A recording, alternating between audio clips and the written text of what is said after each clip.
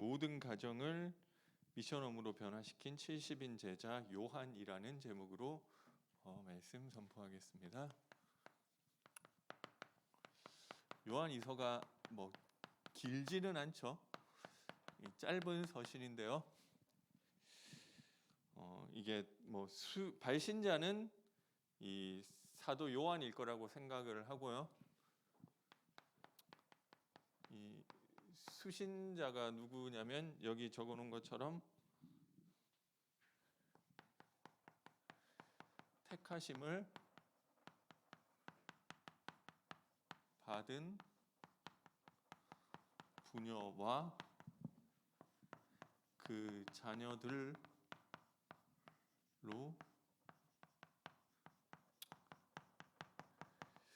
이루어진 교회라고 할 수 있습니다. 발신자는 장로라고 하는데 아마 이 교회 장로는 아닌 것 같고 이 교회의 자매교회, 그러니까 협력하는 이 교회와 연결된 교회의 장로, 그 사람은 이제 사도 요한. 그래서 발신자는 아마 이 협력교회, 이 교회와 협력 관계에 있는 이 자매교회의 이 장로인데 그 사람이 아마 사도 요한일 것이다. 왜냐하면 요한복음하고 요한일서하고 너무 이 내용의 결이 비슷하죠. 그러니까 이렇게 생각할 수 있고요. 그 주제는 7절에 보니까 미혹하는 자가 세상에 많이 나왔나니 라고 하는데 이 미혹하는 자들에 대한 이 경고와 또 사랑에 대해서 이야기하고 있고요. 그래서 이 미혹하는 일이 왜 발생하느냐? 이 초대교회 당시 상황을 조금만 이해를 해보시면은 이 교회 안에 목회자뿐만 아니라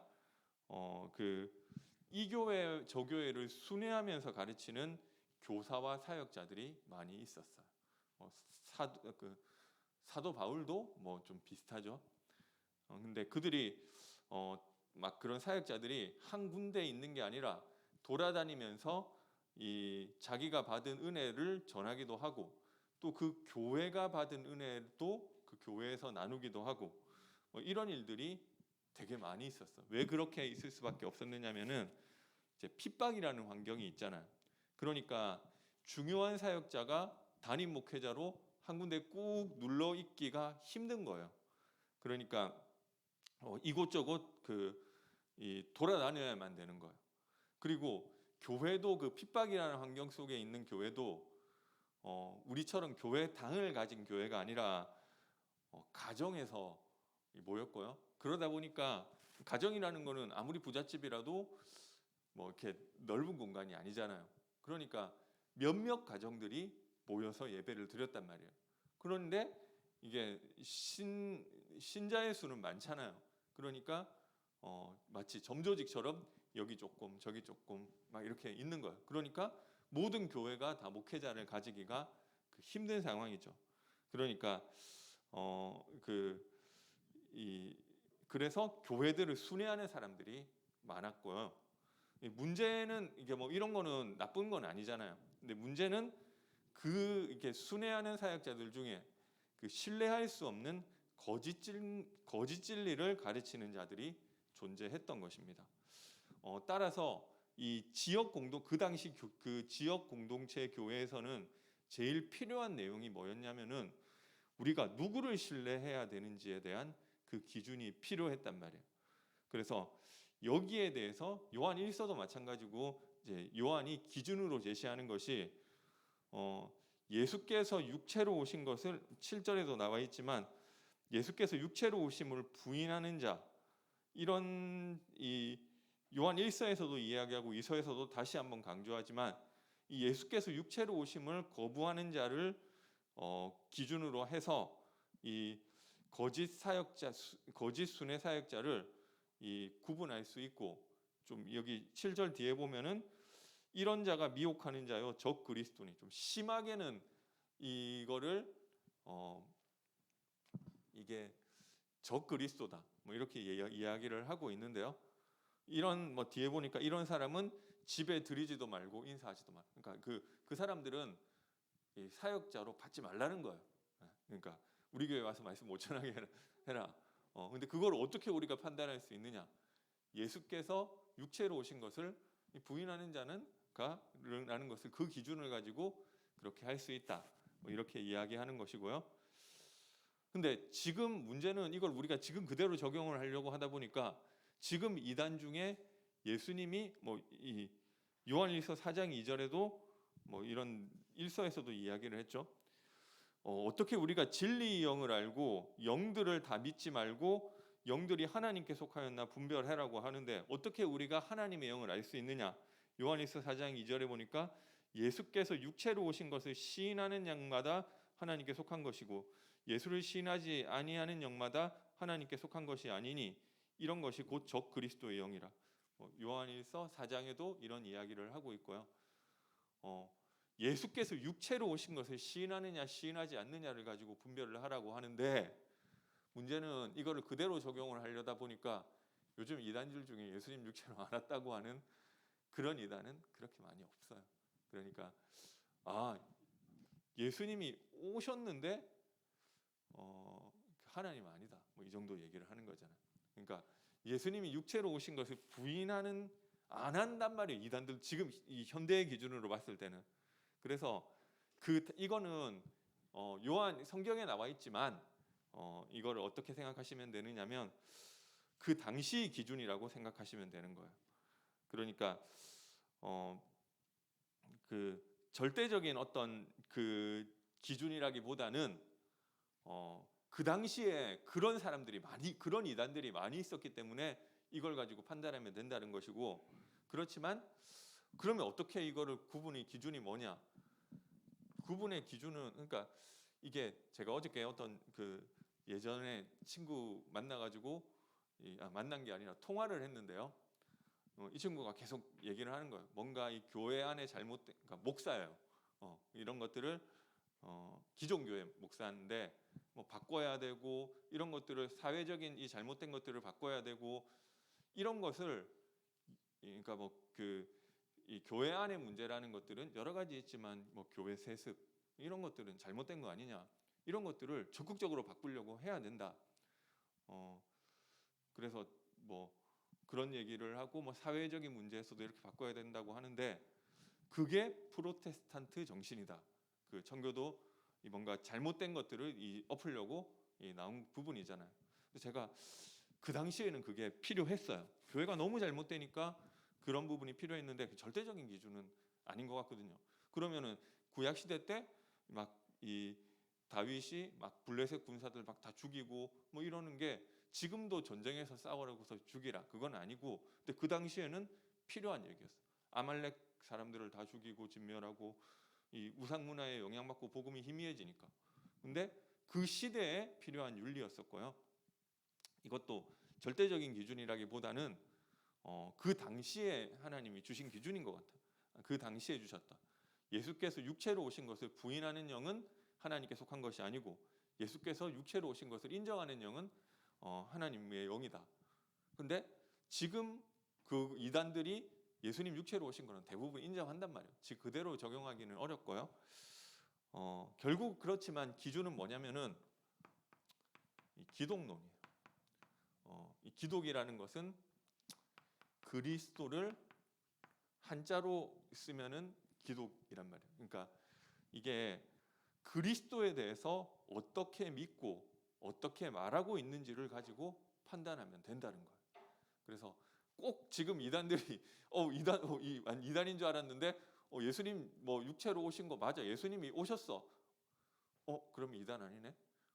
그 대부분 이단들 그거 요즘 다 인정하니까 딱 이 구절을 가지고 그렇게 적용하기는 어렵고요. 제가 이단 물어봤다. 예수님 육체로 오신 거 인정한다니까요. 근데 어찌 됐건 그러면은 그 사람들이 이야기하는 이 그리스도에 관한 부분들이 다 맞느냐? 훌륭한 선지자고 위대한 일을 했고 하나님의 아들이지만 하나님과는 하나님 자체는 아니지 않냐.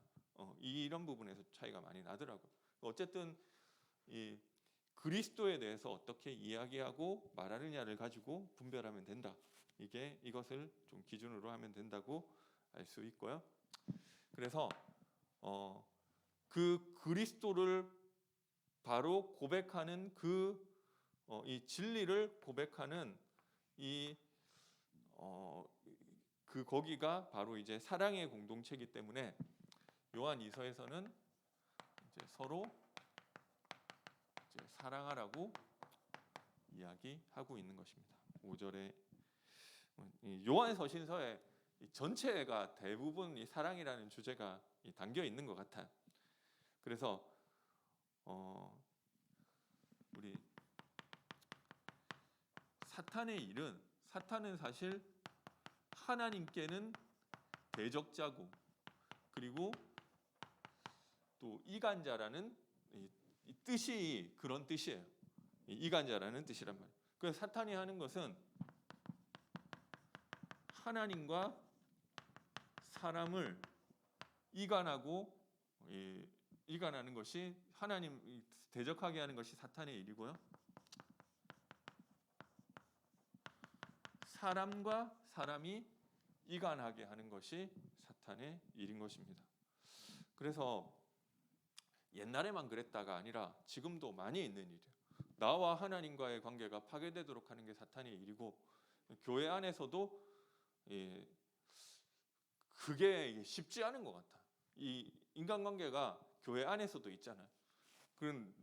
근데 어느 사회건 마찬가지잖아요. 모든 사람이 나와 생각이 다 똑같을 수는 없고 그런 부분이 있는데 이게 결국 미움까지 가버리는 거예요. 그러니까 그냥 이 사람은 이렇게 생각하는데 이건 좀 이상한 생각이네 하고 그냥 하고 저 사람 못 깨달아서 그런가 보네.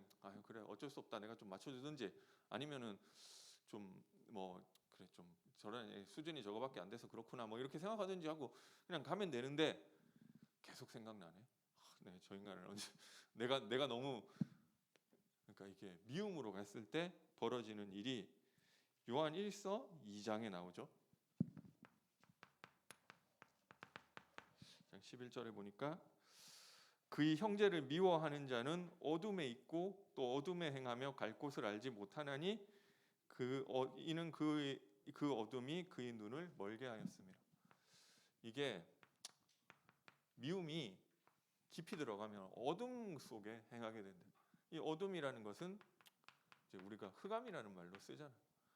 나도 모르게 이게 마귀에게 붙잡히게. 마귀가 뭔가 우리가 이 마귀에 대해서 좀 어떻게 생각을 하느냐면 뭔가 좀 특별한 걸로 생각을 하는 나를 저기 막 엑소시스트처럼 마리오네트 인형처럼 나를 억지로 움직이고 이런 게 아니잖아요. 마귀가 틈이 있어야 들어오는. 불신자도 마찬가지. 마귀가 잘 못 움직이는 사람이 있다. 불신자인데 너무 자기께 세고 무슨 사상이 너무 강하다. 그러면은 마귀 뜻대로 움직이는 게 아니라 물론 그것도 마귀가 영향을 준 사상이기는 하지만 그거대로 움직인단 말이에요.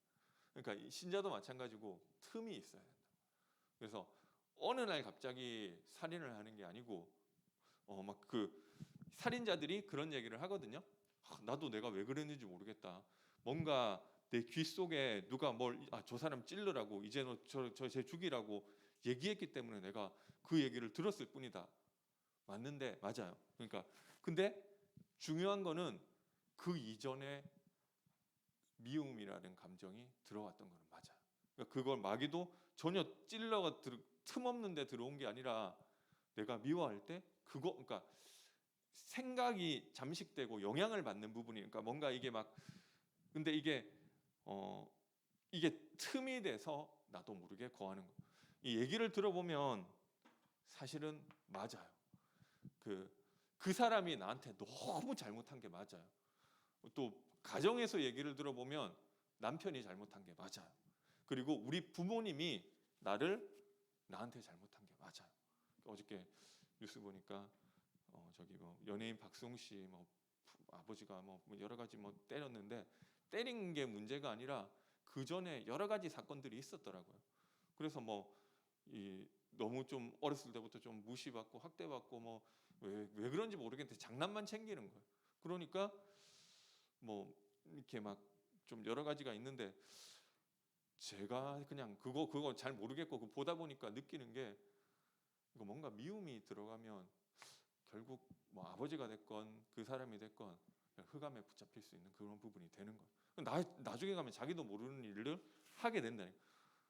그래서 이게 사탄의 일인데 이것을 꺾어내고 사랑하라고 하는데요. 뭐 말은 맞잖아요. 근데 이게 어떻게 되느냔 말이에요. 그래서 이거를 사랑해야 된다고 하면 종교고요. 사랑의 근원되는 내용이 여기 2절에 보니까 우리 안에 거하며 우리가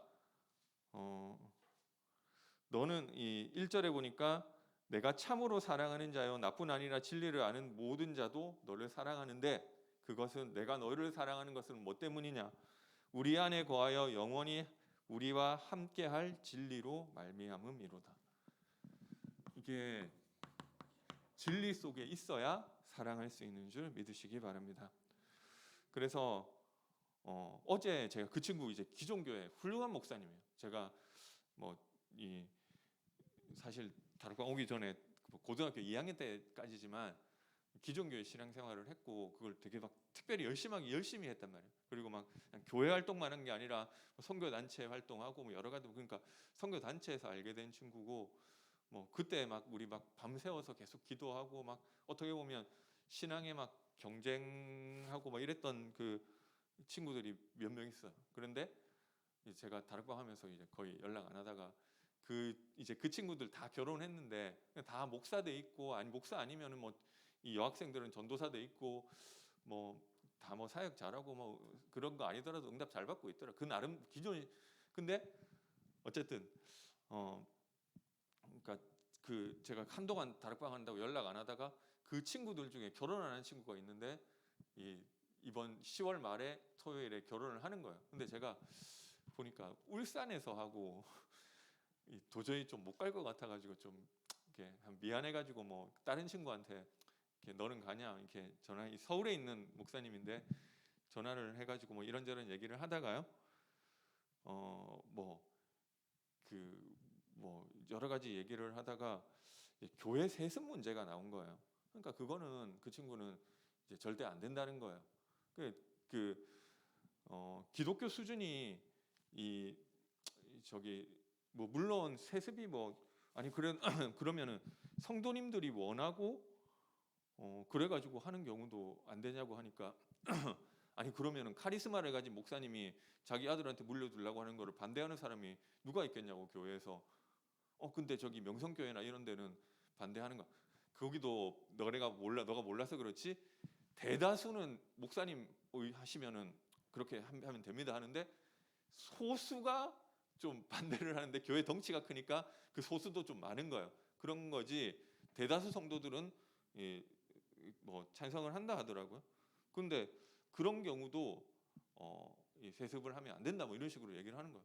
왜냐하면 이 세상에서도 세습 같은 것들이 막 문제가 되는데 기독교의 어떤 도덕적 수준은 세상보다 적어도 더 높아야 되는 거 아니냐. 그래서 이 세상에서 옛날에는 이 교회 장로님이라고 하면은 뭐 묻지도 따지지도 않고 막 돈꾀를 맡기고 뭐 이렇게 막 했었는데 요즘은 오히려 막 교회 장로님이라고 하면 더 못하고 목사나 교회들이 수준이 더 떨어지고 막 또 막 그런 거 있잖아요. 뭐 지금 욕먹는 목사님들도 있잖아요. 뭐 그렇게 하니까 그게 그렇기 때문에 일부러라도 더 그런 부분에 철저해야 된다. 암만 그 뭐 우리로 치면 뭐 다락방이라는 말은 아니지만 너가 암만 다락방 해봐라. 암만 복음 전하고 다녀봐라. 기독교에 대한 이미지가 안 좋아지면은 거기서 교인 1%씩 깎이고 사람들은 실망하고 떨어져 나가고 그러면서 막 이 40만 명씩 50만 명씩 떨어져 나가는 거 아니냐.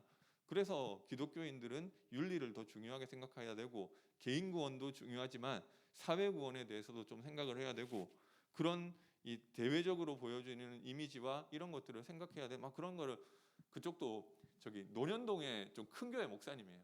그래서 부목사이기는 한데 그러니까 막 좀 그런 얘기를 하더라고요.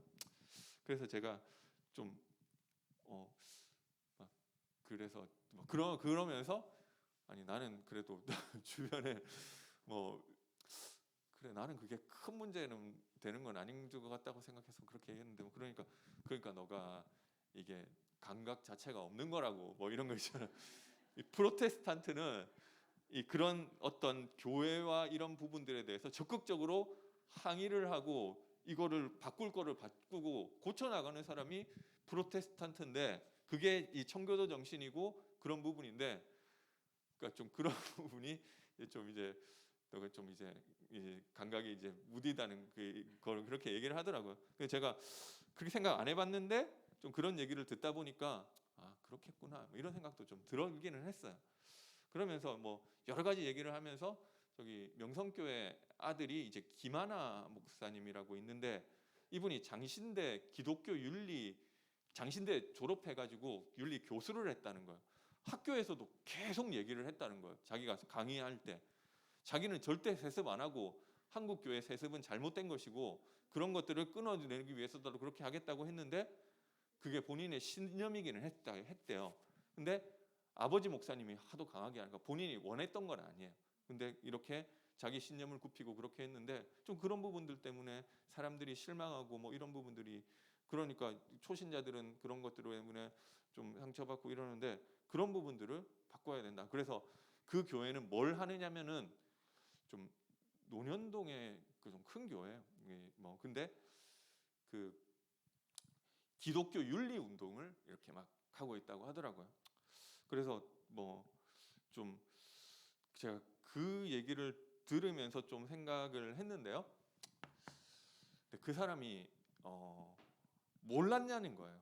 그래서 이 김하나 목사님 본인이 수업 시간 때도 자기는 절대 세습 안 할 거고 그런 거는 잘못된 거고 내가 뭐 그렇게 막 그걸 알고 있었는데 이제 결국 이 현실과 그 아버지와 이런 것들 때문에 이제 그 타협된 부분이잖아요. 그래서 여러 가지 것들을 생각하면서 제가 좀 생각했던 게 사람들이 노예된 상태에 있다는 거예요. 그래서 이번에 저기 뭐 어떤 연예인이 또 이제 마약하고 뭐 이렇게 했는데 그 마약하면 안 된다는 거 몰랐냐는 거예요. 알았잖아요. 근데 노예돼 있어요. 그래서 예수님은 뭐라고 하셨느냐면은 강한 자를 결박해야 그 세간을 늑탈하는 것이 아니냐 이렇게 이야기하셨잖아요. 근데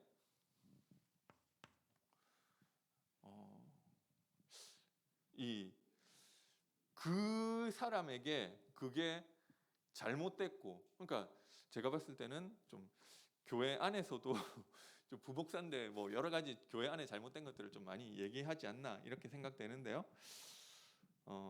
좀 그런 부분에서 제가 좀 이제 좀 그러니 그 어떻게 보면 좀 무뎌져 있는 걸 수도 있는데 근데 아는데 못하는 거잖아요.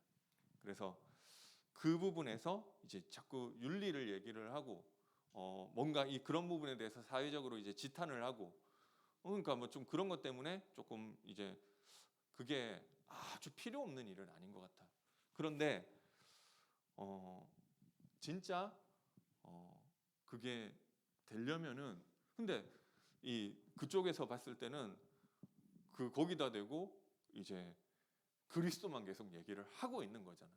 그러면은 그 그리스도가 끝이 아니라 그 이후의 삶을 살아가고 삶에 대한 이야기를 해줘야 하는 게 아니냐. 뭐 그래서 그 부분에 대해서 윤리를 이야기하고 해야 되는 게 아니냐고 얘기를 하는데 제가 생각했으니까 제가 그런 얘기를 뭐 저는 뭐 어쨌든 뭐 그렇게 그쪽하고 이렇게 나를 세우고 싶은 생각은 없고 그냥 잘 들어주는 입장에서 얘기를 마무리하려고 했는데 뭐 그쪽도 목사니까 얘기를 많이 하더라고요. 근데 어쨌든 그게 틀린 얘기는 아니지만 궁극적으로는 여기서 윤리는 강조할 필요 없고 다 알잖아요. 이거 횡령하는 사람 횡령하는 자 되는지 모르고 한 게 아니잖아요. 그래서 자기도 모르게 노예돼 있단 말이에요.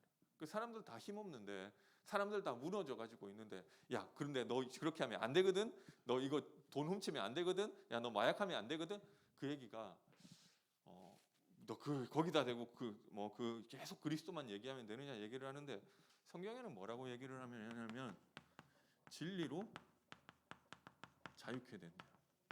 요한복음 8장 32절.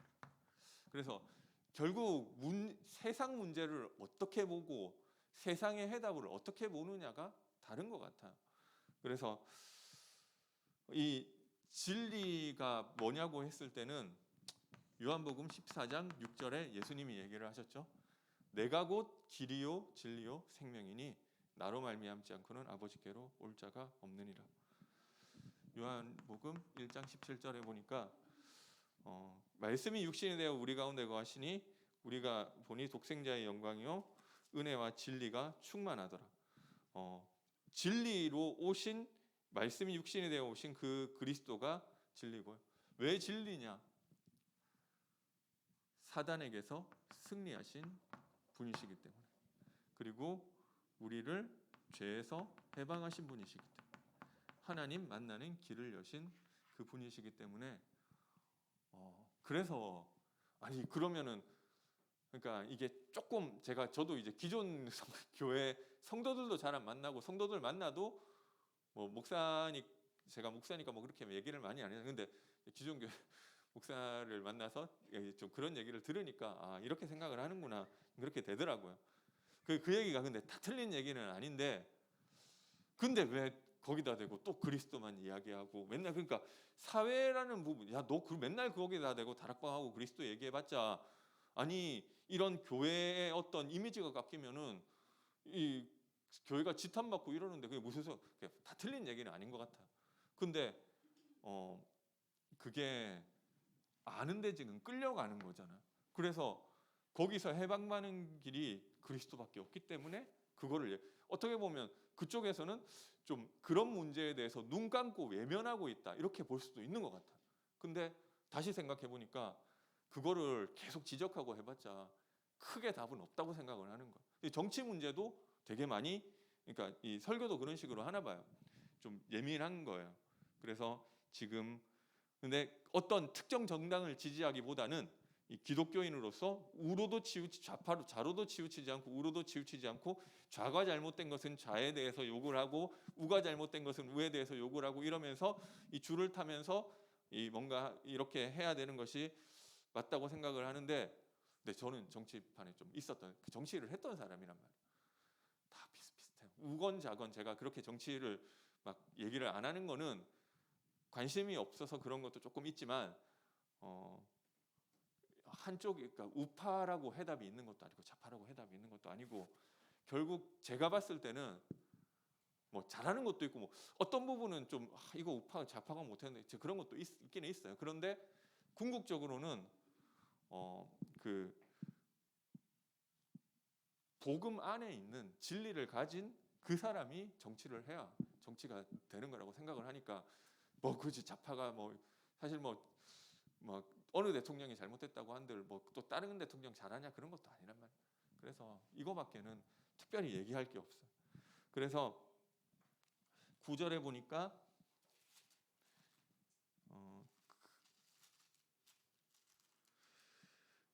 지나쳐 그리스도의 교훈한, 진리라는 것은 그리스도의 교훈이고요.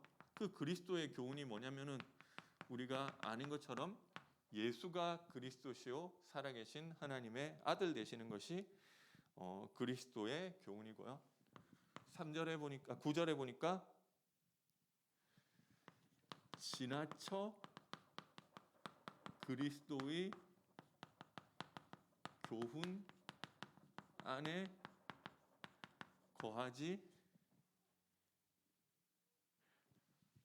아니하는 자. 대해서 이야기하고 있는데요. 지나쳐 그리스도의 교훈 안에 거하지 아니하는 것, 그게 뭐냐? 여기 성경에 나와 있지 않지만 우리는 다 알죠. 예수를 어떻게 보느냐는 거죠.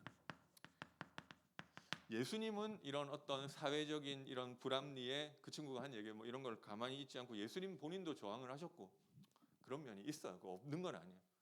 예수를 세례 요한처럼 보기도 하고 엘리야처럼 보기도 하고 예레미야처럼 보기도 하고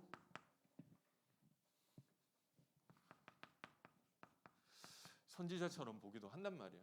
그래서 어떤 사회적인 부분을 개혁해야 되고 어떤 능력을 보여줘야 되고 어떤 이 사람들을 도와줘야 되고 올바르게 살아야 되고 이런 부분이 다 틀린 얘기는 아니고 지금 이런 것들을 주장하면서 교회들이 움직이고 있는 것 같아요.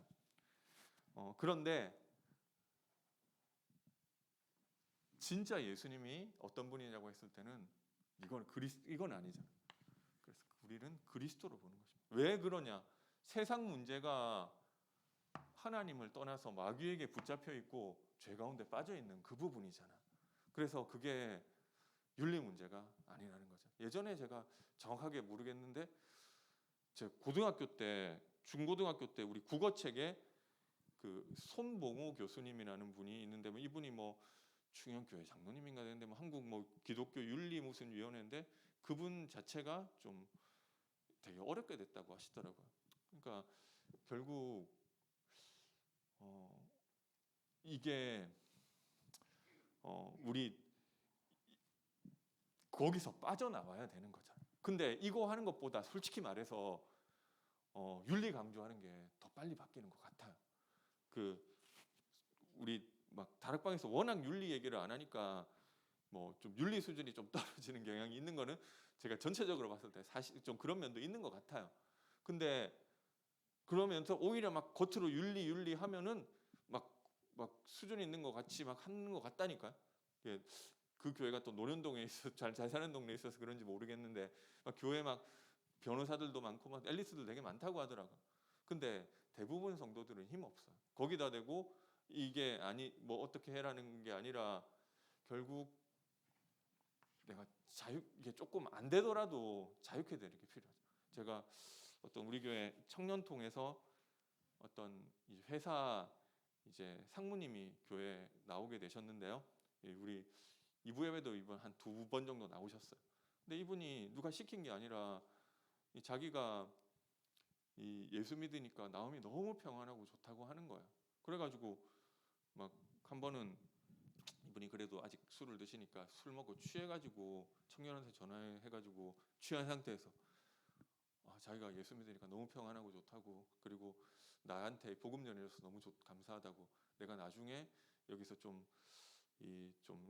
타락하가 좀 뭔가 좀 여기서 떨어지게 되더라도 나를 끝까지 좀 붙잡아 달라고 이런 얘기를 했다고 하더라고요. 그러면 이게 누가 시켰다고 된 게 아니잖아요. 그죠? 그래서 물론 뭐 교회가 뭔가를 해야 되고 뭐 바르게 살아야 되고 능력이 있어야 되고 나쁜 얘기는 아니에요. 근데 그걸로 궁극적이게 그리고 그게 효과가 빠르고 그리스도 얘기해봤자 어떻게 보면 효과가 별로 없는 것 같다. 근데 그게 궁극적으로 사람이 안에서 바뀌는 게 그거밖에 없는 것 같다.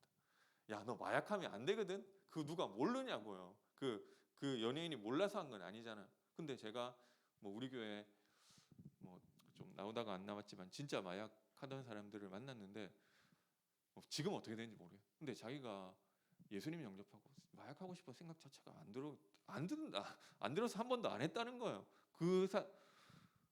그러니까 그 사람들한테 가가지고 야, 너 마약하면 안 되거든. 마약은 나쁜 거거든. 그거는 범죄 행위거든. 그 얘기 뭐 윤리 얘기를 하는 게 아니라 그 사람이 힘 얻으면 알아서 안 하게 되는 거예요. 그 사람한테 뭐 이게 세습은 안 되고 뭐 목사님들이 그러니까 어쩔 수 없지만 저는 그것도 윤리 부족이라기보다는 그리스도 부족으로 좀 보게 되는 것 같아요. 그래서 이게 그걸로 좀 결론을 내야 되는 것 같아요. 제가 듣다 보니까 제가 생각 안 한 부분 얘기하니까 좀 그렇겠다 싶은 생각도 들더라고요. 근데 좀 다 맞는 얘기잖아요. 그 친구가 한 얘기가. 그래서 좀 그 성도님들도 좀 그렇게 생각하실 수 있겠다 생각했고요. 사도행전 4장 12절에는 다른 이로서는 구원을 얻을 수 없나니 천하 사람 중에 구원 얻을 만한 다른 이름을 우리에게 주신 일이 없습니다.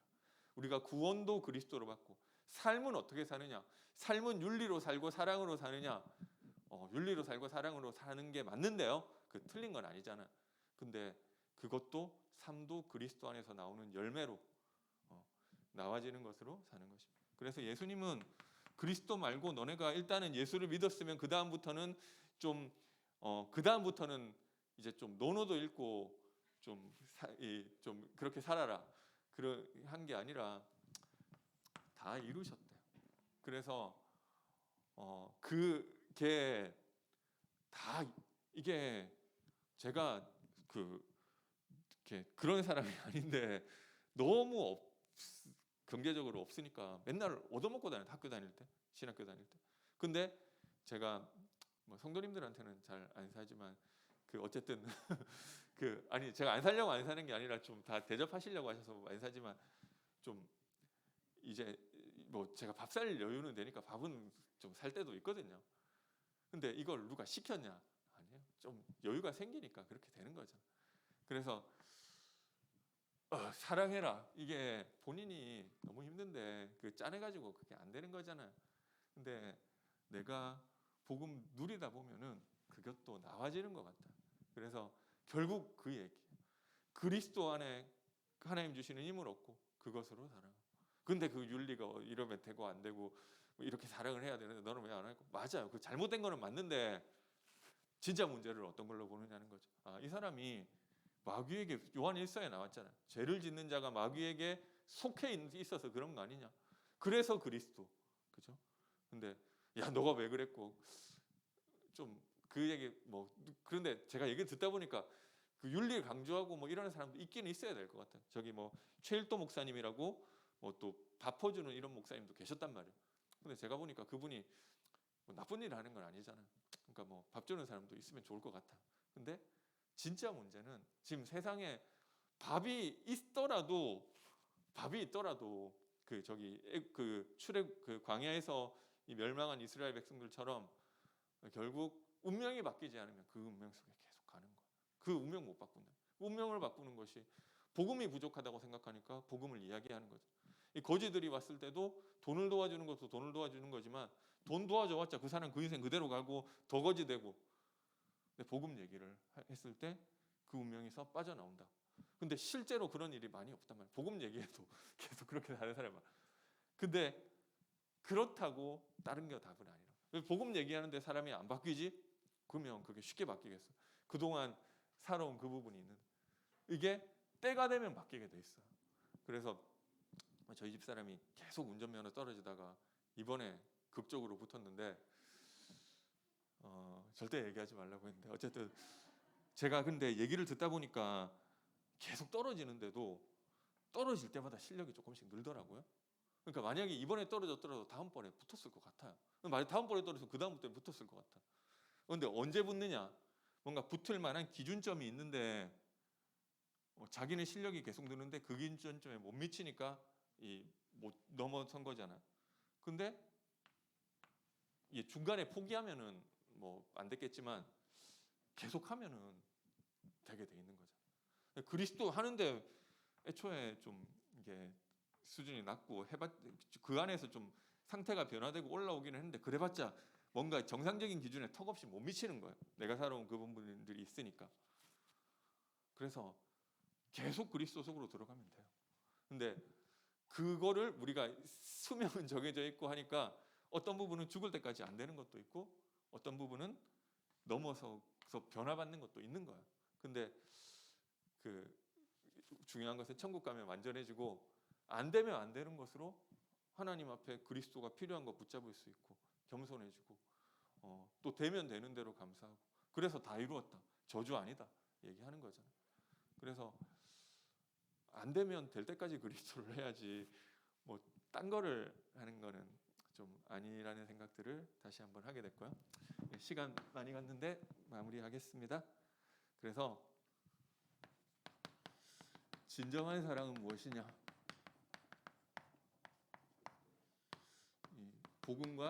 이 복음 전해주는 게 이 사랑이고 전도잖아요. 그래서 그게 전도고, 우리가 현장 전도 운동을 하자. 12절에 쓸 것이 많으나 종이와 먹으로 쓰지 아니하고 오히려 너희에게 가서 대면하여 말하려 하니 이는 너희 기쁨을 충만하게 하려 함이라. 물론 비대면 시대기는 한데 또 현장에서 우리 보니까 좀 이게 제가 그 친구하고 어제 통화를 1시간 넘어 했어요. 느낀 게 참 그 얘기가 맞는데, 우리 다락방이냐 다락방 뭐 복음의 근본적인 게 차이 나는 건 아닌 것 같아요. 근데 제가 좀 현장이라는 부분이 조금 차이가 난다고 생각을 했는데요. 이게 현장에 가서 보면 사람들 다 무너져 다 무너져 있죠. 아는데 다 못하는 상태잖아요. 그러니까 거기다 대고 야 너 그렇게 살면 안 되고 똑바로 살아야 되고, 그것도 어쩌다 한 번인지 매주 가가지고 어떻게 그 얘기를 하겠어요. 한 몇 주 가면은 나 더 이상 안 만나려고 한단 말이에요.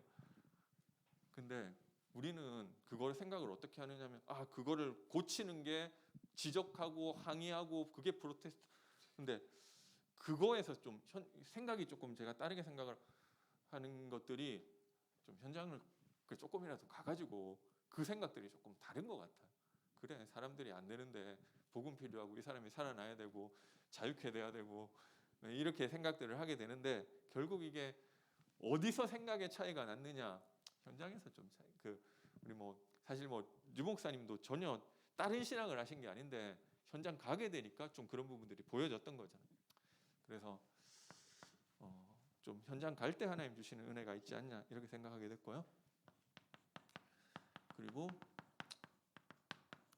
렘넌트 전도 운동. 그 자녀들에게 자녀들이 내게 문안하느니라. 그래서 목사님께서는 저기 베셀룸을 렘넌트의 뜰로 만드시겠다고 하는데, 좀 성도님들 중에는 좀 그 공간이 없어지니까 또 좀 섭섭하신 분도 많으신 것 같더라고요. 근데 어찌 됐건 저는 목사님이 그래도 렘넌트의 방향을 맞추고 계시다. 그게 참 감사한 것 같더라고요. 그게 공간이 이게 맞는지 틀린지 그것보다도, 그래서 이게 우리 마음속에 있으면 되는 거예요. 그리고 가족 전도 운동. 가정이 변화되는 그쪽에 방향을 맞췄고요. 그래서 좀 가정과 가문 위해서 특별히 좀 기도하시기 바랍니다. 한 주간. 그래서 좀 이번에 중요한 여러 가지 일들이 있는데 우리 가족들에 대한 하나님의 계획 놓고 기도하시고요. 그래서 우리는 내가 안 될 뿐이지 복음은 완전하다 생각을 하세요. 내가 지금 워낙에 지금 밑에 있다 보니까 지금 한 10년 하는데도 요거밖에 안 됐고, 근데 계속하면 된다니까요. 그래서 해도 안 되던데 하지만 계속 복음. 그래서 언제 복음 붙잡느냐? 예배 때 붙잡으시고요. 그것을 가지고 서밋 타임 가지게 되시기 바랍니다. 그리고 사랑을 실천하는데요. 진리 속에 있는 사람, 그러니까 이거를 또 반대로 생각을 해가지고 그런 거 있잖아요. 일부러 더 술 마시고, 왜냐하면 그리스도 사건 맞는데 일부러 더 그럴 필요는 없잖아요. 그리고 진리 속에 있는 전도가 사랑인데 무슨 나는 전도가 사랑이기 때문에 전도만 하고 다른 건 안 해, 이렇게 할 필요는 없는 것 같아요. 그래서 이게 나와지는 거니까 좀 주변에 관심을 가지면 돼요. 내가 하나님의 사랑을 받은 사람이니까, 그렇지, 내가 주변에 관심을 가지고 또 기도해 주시고요. 기도가 필요한 분들을 기도해 주시고, 내가 좀 도울 수 있는 부분이 있으면 도와주고, 그러고 궁극적으로는 전도인데 일부러 사람한테 못되게 하면서 막 잘해주는 게 사랑은 아니거든 뭐 이런 식으로 할 필요는 없는 것 같아요. 뭐 그렇게 하더라도 내가 좀 부드러우면 좋은데 내 성격이 원래 좀 이런 모나가지고 이렇구나, 내가 좀 변화받 그렇게 생각을 하시고 뭐 안 되니까 뭐 어쩔 수 없는 거는 그렇지만 그게 마치 이게 막 그게 막 일부러 막 못되게 하는 게 복음인 것처럼 이렇게 할 필요는 없는 것 같아요. 관심과 기도와 전도로 사랑을 실천하게 되시기 바랍니다. 그리고 마지막으로 우리 이제 연말행정 내년 이제 전도 준비잖아요. 연말행정이 그렇게 또 새로운 임원들과 조직들이 준비될 수 있도록 기도해 주시기 바랍니다. 기도하겠습니다. 사랑해 주님, 은혜와 사랑을 감사드립니다. 우리에게 참된 진리를 깨닫게 하시고 진리를 주셔서 진리로 말미암아 사랑하는 사람으로 불러주심을 감사드립니다. 하나님, 예수를 그리스도로 고백함으로 그 그리스도께서 내 안에 살아 역사하셔서 내가 변화되고 삶이 변화되고 우리 현장이 변화되는 전도 운동이 일어나게 하여 주옵소서. 예수님의 이름으로 기도드립니다. 아멘.